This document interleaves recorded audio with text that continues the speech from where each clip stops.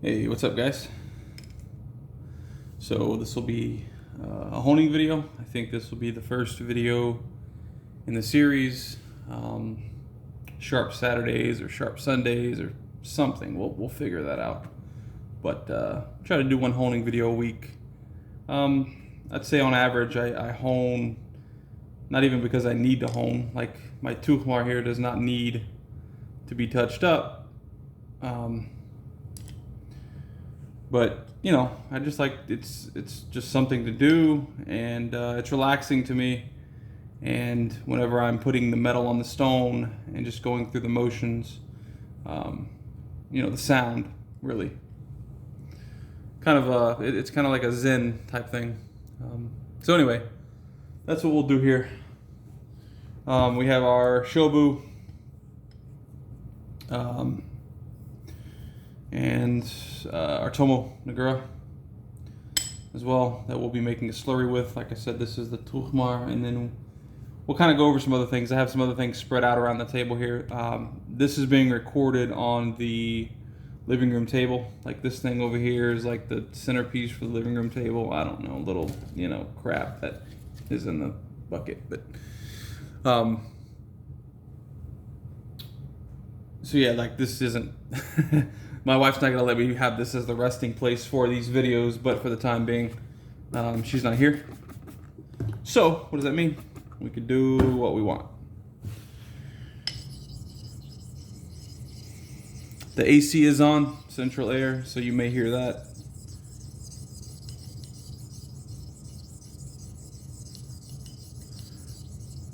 Also, pay attention to this. I'll be curious if the actual camera could pick, or the microphone could pick this up. But listen to the Tomo on this portion of the stone here, and good here and here. But when I hit right here, I've looked at it with my magnifying glass. This is a 30 and a 60 time loop. I don't see anything, and the edge, it doesn't affect the edge at all. But just listen and see if you could hear.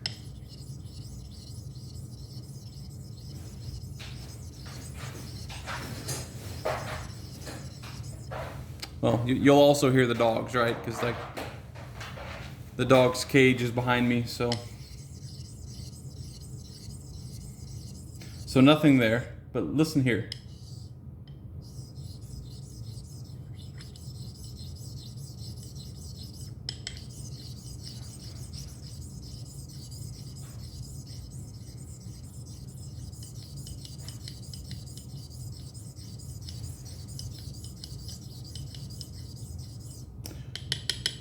There's an inclusion. There's something in the stone here. Again, I don't know what it is. You can't see it under at least a 60 time loop.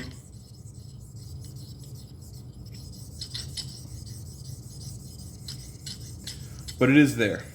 Now, you know, why am I using this to create a slurry on this stone? Well, the slurry basically helps the JNat, the natural stone, refine the edge more and more. So basically I'm kicking up a slurry. Just imagine little marbles, just tiny little marbles is what this is kicking up in the slurry. And as you're working the blade back and forth, you're making that tiny marble smaller and smaller and smaller and smaller until it's so infinitesimally small that, you know, the edge is just refined as far as you're going to be able to go. All right, so let's go ahead, pick up a little bit more slurry.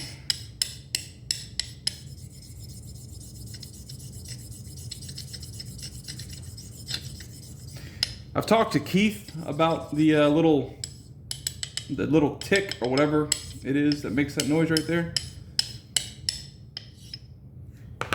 He says he's had several Shobus that have that little thing, you know. So, not sure what it is. It doesn't affect anything, like I said. So, we'll just get to honing. I have a couple of things to show you guys.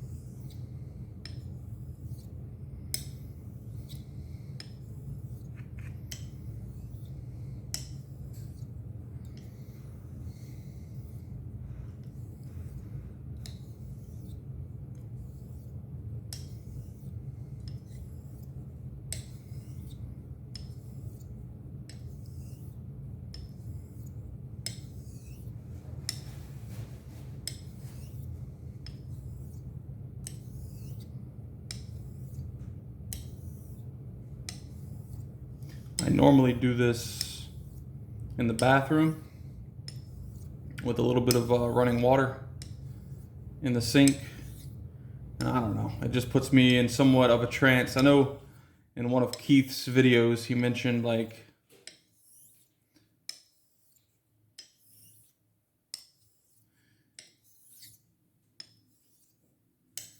he like he was honing, and then all of a sudden he just like went into this catatonic state where he was like drooling.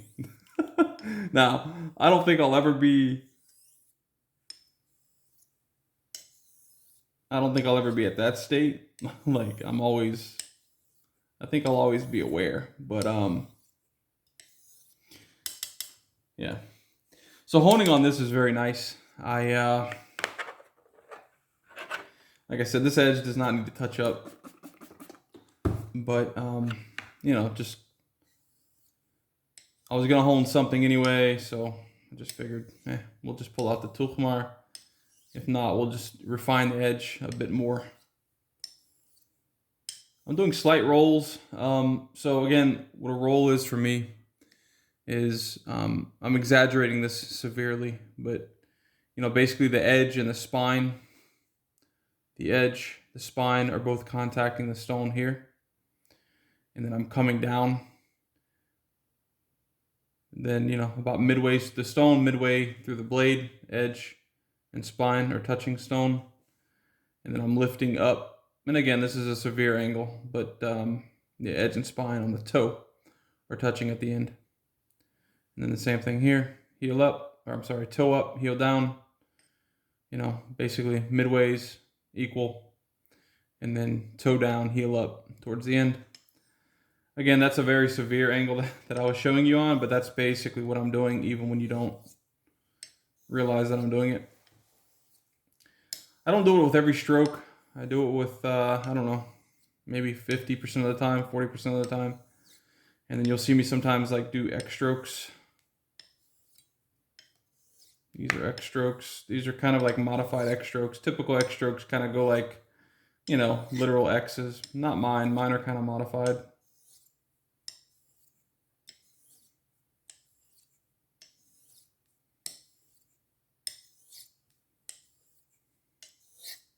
But like the noise, right? That's what kind of keeps me, I don't know, entertained, or it's what keeps it fun for me to just sit here and hone, basically. Not even that it has a purpose, because it doesn't, Someone asked about lapping. So there's several different ways you could lap stones. With synthetics, I would probably just go with a DMT or a Toma lapping plate. I'll show you one in a second.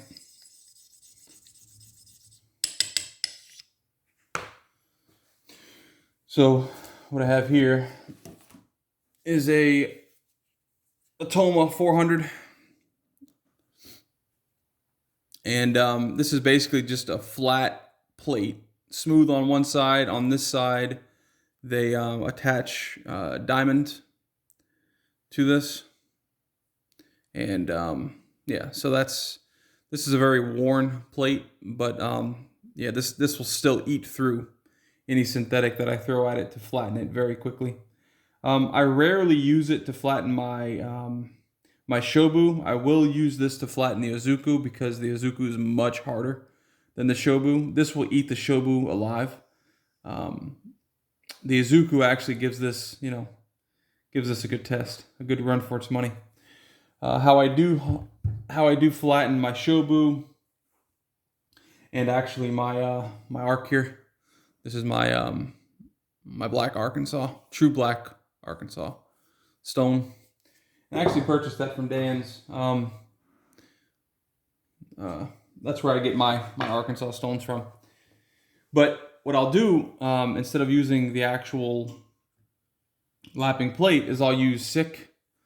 So you have, it starts at 80 grit. I rarely use this 80 grit. But, we have 80, we have 120s, and this is basically just the powder in here. Fine silicone carbide powder. 220, we'll go to 400. From there, we'll go to 600, and then we'll go to 800. And then I have, this is 800 grit, but I have 1,000 and 2,000 grit wet dry sandpaper. And that's how I keep my stones. That's how I keep my stones in tip-top shape, keep them flat. I'm gonna put a little piece of paper. You see how all the slurry's kind of coming down and pooling down here? I'm gonna lift this up a little bit with some paper towel that I have here. Like I said, I don't really hone here too often, so let's see. Okay. If you're using SICK, like I just showed you, the SICK powder, you definitely are going to want a flat surface. I purchased this. This is a large piece of glass, and it's 1/2 inch glass. I had the edges chamfered. I basically went to like a local glass shop here and told them what I wanted. This is I believe this is 14 inches by 6 inches wide. And I told them the measurements I want. I told them I wanted, thick. I wanted it tempered. The edges chamfered, so there's no like sharp edges or anything like that. And I think this cost me $25 at that local store. You don't have to get something like that. You could go to Home Depot or Lowe's, and I've heard of guys buying granite, just like little granite chunks, basically, similar size to that, maybe a little larger. And what I do is I will just grab that. I'll put that in the sink. I'll put some powder, just a little bit of powder on the actual glass itself. Put the stone on that and basically just work it. So, and that's how I keep my stones completely flat. I'm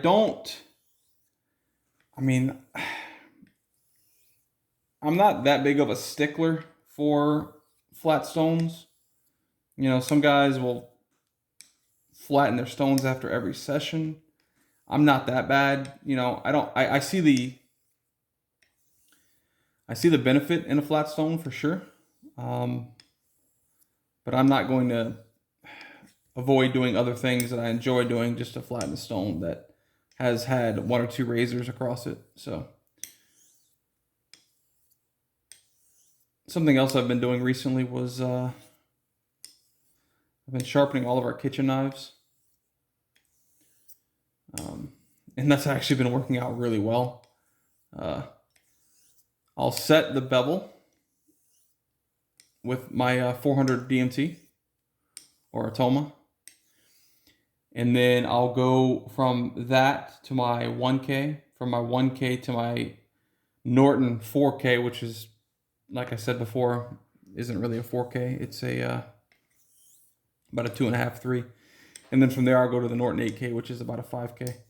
And I finish there, but I do run it over a few passes on my Arkansas, which is why that's out over here, because I was doing that earlier with the knives.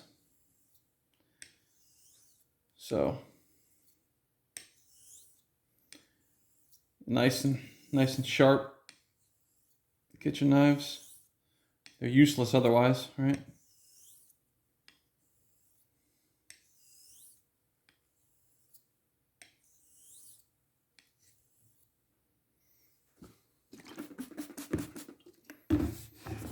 This stone does like its water. It's also a problem that, not a problem, but it's also kind of a hassle that it's kind of small. I think it's only, width-wise, it's only about 2 and 2.25. So as you're dragging the blade, unfortunately you're inevitably going to dump water, dump slurry, in the way.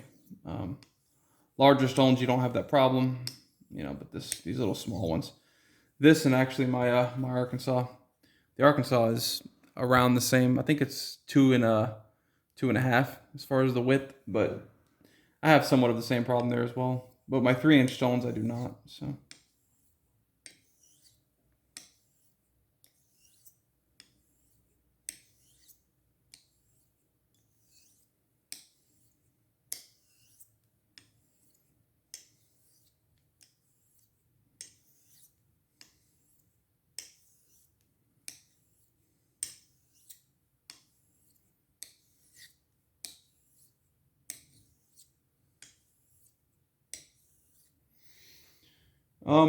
I have this strop here. I wanted to show mainly for LP. So this is I bought this little cheap. This is real cheap leather on one side and kind of like a suede texturing on the back. It's not really linen; it's suede. I wouldn't use this for anything at all. It's just too rough. It's not really flattened. It's not really meant for straight razors. But this leather side's nice, and I put way too much Chromox on this. This is not what I use for Chromox. When I first got my Chromox sticks, I put them on here, and that's way too much. Like, that's awful. Like I said, I don't use this any longer. But to keep your edge up after I send you what I'm going to send you with the other razors, you might want to get a little strop, and I could probably shoot you over some paste as well. Shoot you over some Chromox. Chromox is also kind of tricky. Because like it's supposed to be what, 1 micron or a half micron, something like that, which is roughly 25 to 50,000 grit. Which, I mean, come on. That's not true. Maybe if you have some really good paste, but the paste I purchased, which was a white stick, a green stick. The green stick's the finest, and the red stick, white, red, and green. Yeah, that was like, I don't know, $15, so $3 per stick. So that stuff is definitely not high quality. It's good for touching up an edge. I've done it. I had a guy one time ask me to hone a razor for him, which I did to 8K, and then he just wanted Chromox. Like, he wanted me to just strop it with Chromox and send it to him, and I did. And I told him when I did it. I told him before I did it. I said, hey, it's gonna shave like poo.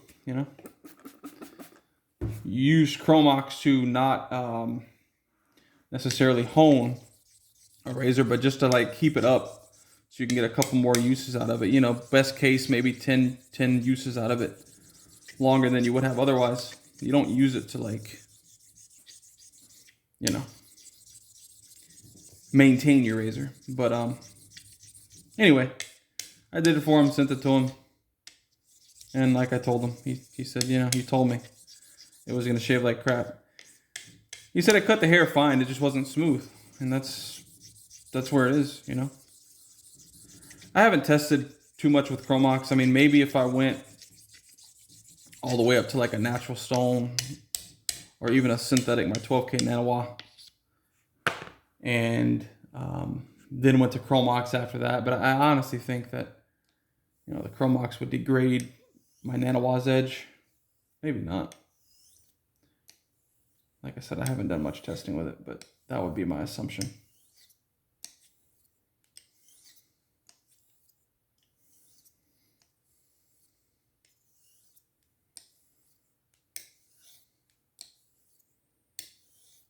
So every time I add more slurry with the Tomo, there's a feeling under the blade when I'm dragging it across. Again, we're talking microns here. Like, we're talking so small. But there's a feeling as I'm honing here of, again, like, I guess the best way to put it is like little marbles. It just feels like little marbles under the blade.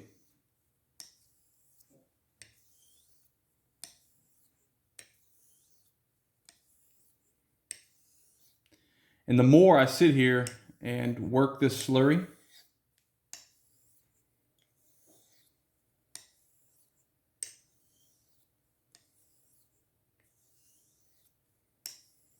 the better that feeling gets. And it goes from, I don't know, little marbles to like sand, you know, as far as the feeling. And then from sand,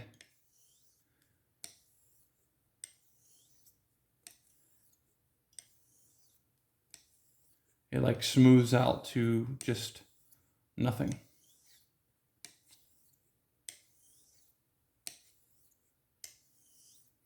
As far as pressure, again, I'm torquing the edge down into the blade while keeping the spine on the blade.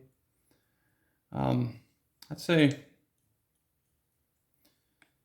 at this point in time, medium pressure. I'm not really leaning into it. I'm just putting, when I'm coming this way, I'm like torquing it with my thumb. And when I'm going back away from me, I'm torquing it with my forefinger, my pointer finger.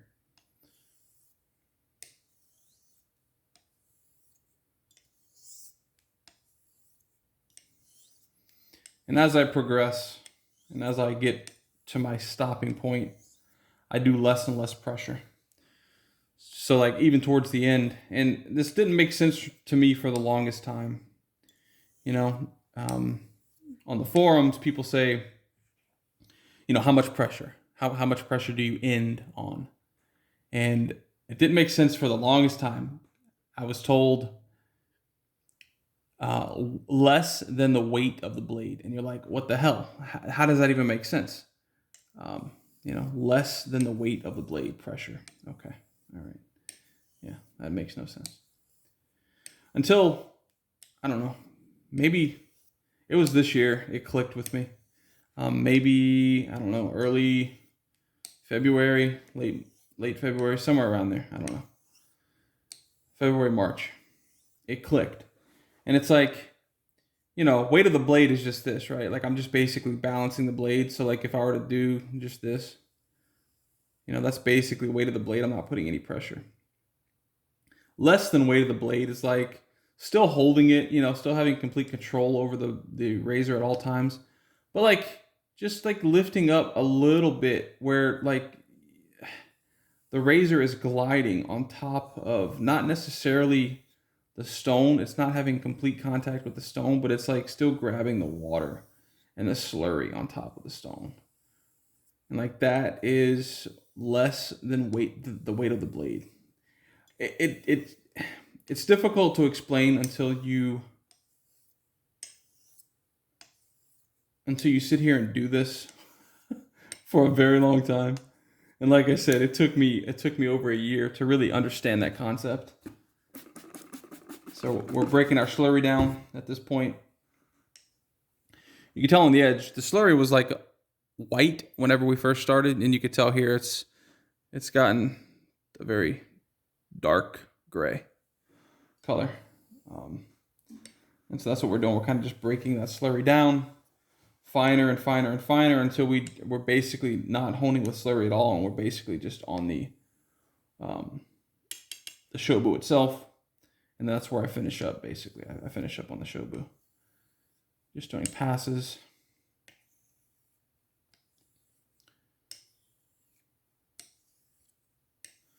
Hope everyone is doing well. I don't know when this will be uploaded. Like I said, I'm not sure if I want to do. I'm going to do a live shave this Saturday, so I don't know if I want to do. I don't think I'll make the live shaves a staple on the channel. Maybe I will. I'll just have to like figure out with the wife what day would work best, what weekend would work, weekend day would work best.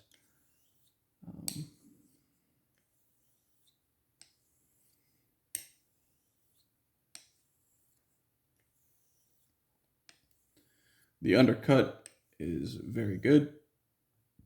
All the way from, you could tell from the water, all the way from the heel to the toe, the undercut. And then when coming back, also from the heel to the toe, we have undercut. So as far as the blade's concerned, the edge is concerned, we are about where we need to be. Again, we're not getting bubbles. I mentioned that in the last honing video, you know, bubbles.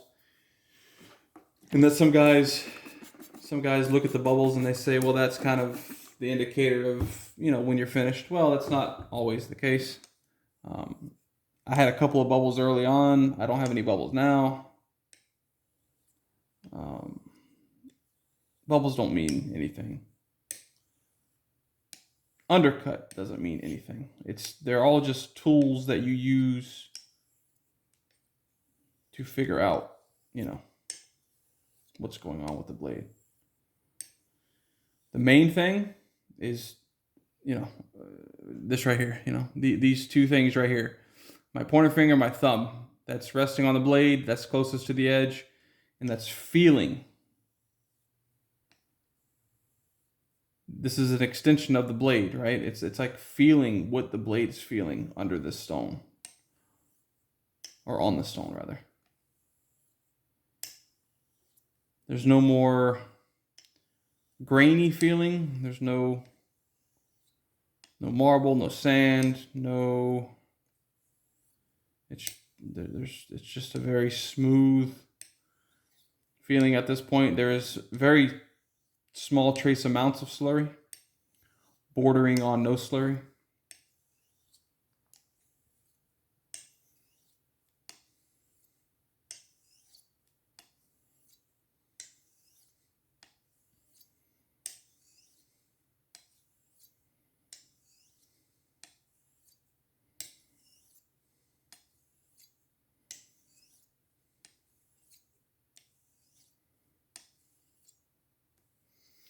All right, I'm going to wipe the blade really quick.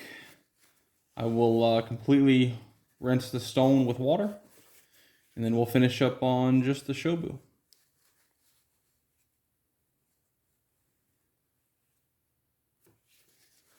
Just basically getting and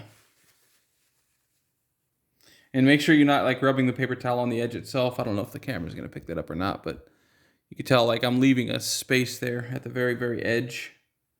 And I'm clamping down before it, and then I'm just basically wiping that off. I don't know if the camera's gonna pick up the edge sheen there. Maybe it will, maybe it won't.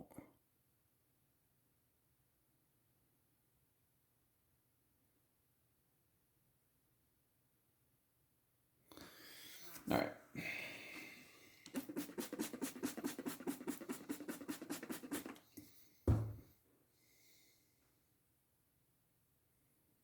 Alrighty, no slurry.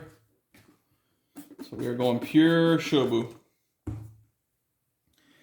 I've worked the Shobu long enough in the past with a razor that it actually auto slurried on me, meaning that I didn't actually use a slurry stone. Just working the razor back and forth so many times kicked up a slurry from the actual base stone, the actual Shobu. That would never happen with the Izuku. Never. It's just way too hard for that to happen. The Shobu is not nearly as hard as that. All right, so we're just... Now, I'm again, this is like very, very light pressure now. I'm not to the point where I'm less than the weight of the blade, but this is... I'm just guiding. I'm guiding and I'm pushing and I'm pulling. And I'm pushing, and I'm pulling. And I'm not putting any extra weight on this. And it's starting to stick, right? That's something else. Some guys call that stiction or suction or whatever. Like right here, it's starting to stick. So I'm not putting pressure down into the edge, but I am pulling it and pushing it through that sticky part. And you'll see the blade like kind of like jitter. Like as I'm pulling it, you'll see it kind of jitter. As I'm pushing it, you'll see it kind of stop and jitter. And that's just the stone grabbing it. And I'll say that out of all of the indicators that I see, feel, and hear. I would say that the stone grabbing your razor is probably one of the best indicators of you being towards the end or at the end. It's just there's just something about it grabbing the the stone grabbing that razor that it's, and I'm just, like I said, no pressure, but I'm pushing through the vacuum that we're creating. Okay. So now we'll put a little bit more water on, and we will go with less than weight of the weight of the blade. And again, I'm not even like perfected at this yet. Like, I understand it at this point. Like, I'm literally just I don't know if you can see, like I'm holding, it's just gliding on the water. It's not really on the stone. So if I hush, you won't even hear like it being on the stone.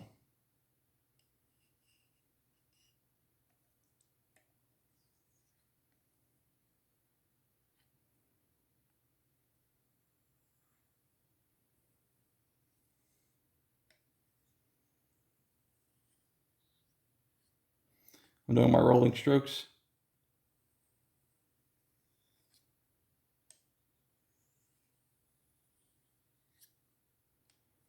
All right, now I'm back on it.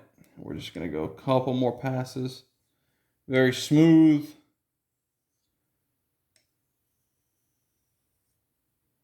I mean, there's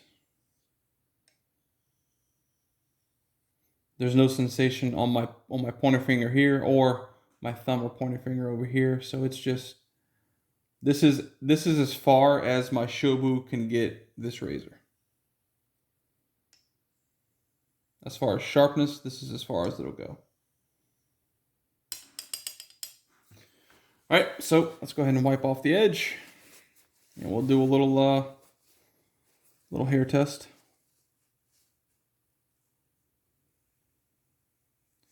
Typically, I'll strop before I do any testing, but the strop's in the other room, and I guess technically I could use this strop. It's just not on a flat surface, and I don't really have anything to hold it with, but we could do it. I'm not going to do it on the Chromox side. I'm just going to do it up here on this leather.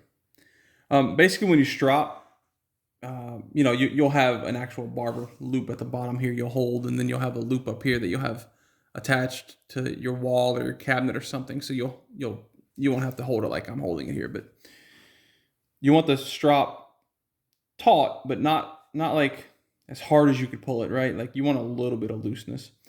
And then when you bring the blade, you want to keep obviously the spine and the edge on the strop at all times. You never want to push into the strop, always away, spine leading and blade and edge trailing like this. And you want to keep consistent pressure, not a whole lot of pressure. You do not need a whole bunch of pressure for this, but you want to keep the same pressure from the spine all the way to the edge. You don't want to torque, leave the torquing when you're honing. You don't want to torque your blade, your edge into the strop. Don't do that. Just kind of even pressure across the entire blade. One up, one down. I'm just basically giving you I would never ever use this strop like on something that I'm gonna go and shave with right away. So this is just basically a tutorial. But spine leading, edge trailing, keep pressure even on the spine and the edge at the same time. And just basically go back and forth. One lap is away and two. You can also do two and away. That's one lap. You just want to catch both sides of the edge before you consider that a lap. All right, perfect. So that's how you strop. All right, like I said, this edge is about as far as I'm able to take it on this stone. So let's see. Can we? I don't know if my camera is going to pick up any hair. This is where I've already chopped off all the hair on this hand, unfortunately. I really don't have anything else, to be honest. I can. a good test, just real quick for you guys. I'm going to put a little bit of saliva on my thumb here. And a good test also is just weight of the blade on your thumb, on your fingernail, and pull, and pull.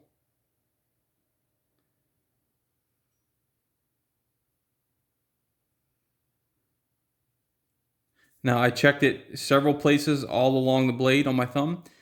If the blade is sharp, if your edge is super sharp, it will, again, you're not putting pressure into it. You're just setting it on your thumb pad, or not your thumb pad, your thumbnail, and you're pulling slightly. If this is super sharp as this is, it's touching my thumbnail, and as I begin to pull, it catches. It's not letting me pull it anymore. That means it's super sharp. If it's dull, it'll skate across. You'll set it there, you'll pull it, and it'll skate across like there's Crisco oil on the blade and on your thumb. So this is super, super sharp. Like I said, I don't really have any way of testing it, but trust me, it's super sharp. We can do this. Can you see? Is the camera picking that up? I don't know if the camera's picking up this hair right here. Let's see if I could focus it. I don't know, but we could.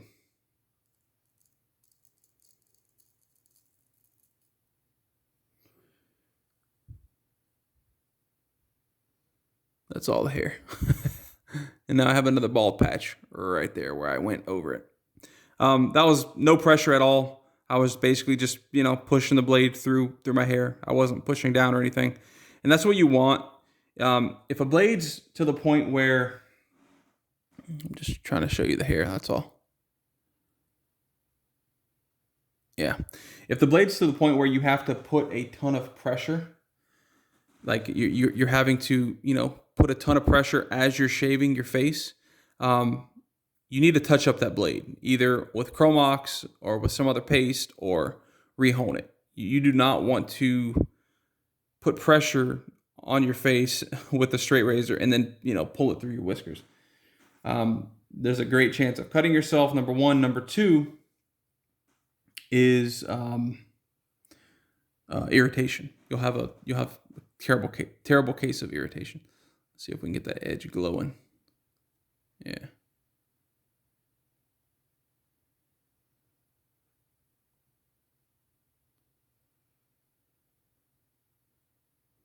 It looks like it's one of those high beamed laser devices that, cuts through metal. It's pretty cool. So that's a mirror polish on this. Again, this isn't what I would consider a lightsaber edge. The reason being, a lightsaber edge for me cannot be obtained with what I have, at least, or at least I can't provide a lightsaber edge to this with this Tomoe and with this Shobu. With this Tomoe and with my Izuku, I can almost get there. And with my 12K synthetic, I can get there. The 12K synthetic, though, I've said it in the past and I'll continue to say it, it's just way too sharp. It provides absolutely no comfortability. It's a sharpness. There's just it's not comfortable at all. It's just a pure sharpness. And it's not something that I am fond of, unfortunately. My face is just too sensitive for that. So yeah, that's pretty much it though, guys. That is the actual honing video.